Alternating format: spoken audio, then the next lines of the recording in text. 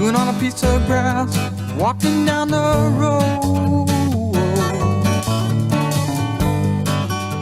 Tell me, how long you gonna stay here, Joe? Some people say this town don't look good in snow. You don't care, I know. Ventura Highway in the sunshine, where the days are longer, the nights are stronger than moonshine. You're gonna go, I know.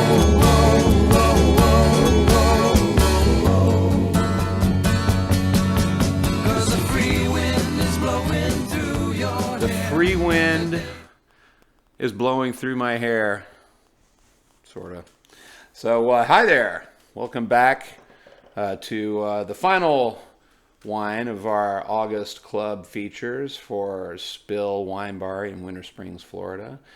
We appreciate you being here. My name is John Mazz, CSW, and certified specialist of wine. I was going to say something funny. My wife Jennifer didn't think I should do that. I should respect the title. I just worked hard for it. I can't take myself that seriously. But at any rate, thank you, sweetie. I appreciate you keeping me between the lines. We have Blitz is still here. Our cat has been working really, really hard to help me with this project. He's exhausted. And so my distribution company in Orlando is called Western Wine Merchants, and many thanks to Nancy and Spill for supporting us, and we'll do all we can to help them. Please go by and support them. They are really taking this whole pandemic thing very seriously and still open and having fun. I'll be out on the patio there playing some music this afternoon. And so we got to get to drinking so I can get over there. All right, so last wine is Alexis Soyer Cabernet Sauvignon. And this is a rather special bottle of wine, if I might say so. This is from Napa, and it is mostly Oakville fruit, but there's some Yountville fruit in there as well as a little mountain fruit from Charles Valley. And it's just a fantastic sort of Napa by way of Bordeaux, Cabernet. There's a little Petit Verdot in there as well as, I believe, some Cab Franc. 95% Cabernet, though. And this is made, again, by our partner, Tim English, who is a Renaissance man, if I've ever met one. The guy is fantastic businessman. He's a wonderful chef. He has his degree in economics from UCF, and he has become, I think, an excellent winemaker. And he's just an all-around great human being, one of my favorite people. And he is also an author-to-be. He's working on a book on the history of celebrity chefs or famous chefs. And he uncovered this guy, Alexis Soyer, back in the 1800s. Alexis was a chef to nobility and aristocracy in Paris, and but was very much a philanthropist and was looking out for the common man. So he wrote cookbooks for the everyday person so they could learn how to cook affordable and healthy meals. He created a field stove for the troops in the Crimean War, basically created the modern day mess kitchen, mess hall. Prior to that, soldiers were just issued some raw vegetables and they had to figure out what to do with them and fend for themselves. And so his contribution there was huge, where soldiers could eat more healthily in the field. And most noteworthy is maybe his shutting down his business in Paris and bringing his entire staff to Ireland during the potato famine and setting up a soup kitchen that fed about 5,000 people a day. So a pretty remarkable guy, and Tim wanted to sort of shed some light on his legacy and create a line of wines in his name. So enough yapping. Let's taste.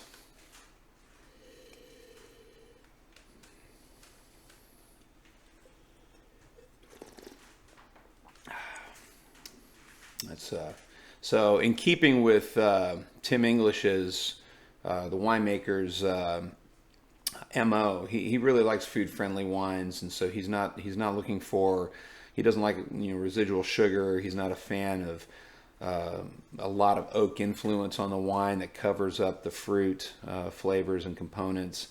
And he's not a fan of big alcohol wines either. He prefers, he believes that, and I do too, that higher alcohol wines are not very food friendly, and doesn't mean that they're not good wines or that you don't like them. He just wants to make sure that his wines go well with food, and I think you can get that from this. This is, I think I mentioned earlier, sort of Napa by way of Bordeaux. There are a lot of Napa wines have a much more new oak influence on the wine and maybe higher alcohol, and this clearly shows a lot more restraint and shows some similarities to some Cabernets you might get from Bordeaux. Really good tannins. You get the the chalky, how it coats your mouth. Jennifer, we were talking about steaks on the last wine. Those tannins. Well, the Petite Sirah will be fine. You can have good Chardonnay with steak. It's not, nobody's going to get hurt. But the tannins in a Cabernet like this, at least, they work with the proteins that you would have in a steak. That was one of the compatibility components there.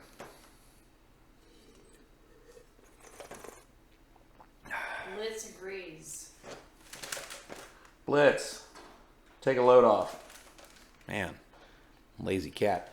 And now our other dog, Bosco. Would you mind letting him in? You'll be fine. Bosco might want to make an appearance. There's your Bosco. So I'm getting some pretty classic notes of cassis, cherry, the oak influence. Hey, buddy, come here. You come say hi. You come say hi. Oh, look at you! You're saying hi. It's so good for you to join us. So good for you to join us. You want to see what it smells like? No. What? The other animals had a whiff. Yeah, he's a good boy. So at any rate, fantastic wine. This is out of all the wines we had today, this is the one that I would lay down for 10, 15 years in a good cellar. It might go a little bit longer. A nice cool cellar. On its side, remember to keep the cork wet. It's my favorite so far. All righty.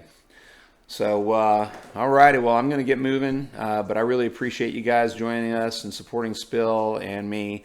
You can go to my Facebook page. John Mazz Live is my music page, M-A-Z-Z, or my wine page, John Mazanovich CSW. And I try to post all my events there, and we'll put this on my YouTube channel as well as Spills. And any feedback's appreciated. We wish you well. Hope you're safe, happy, and paying the bills. Take care.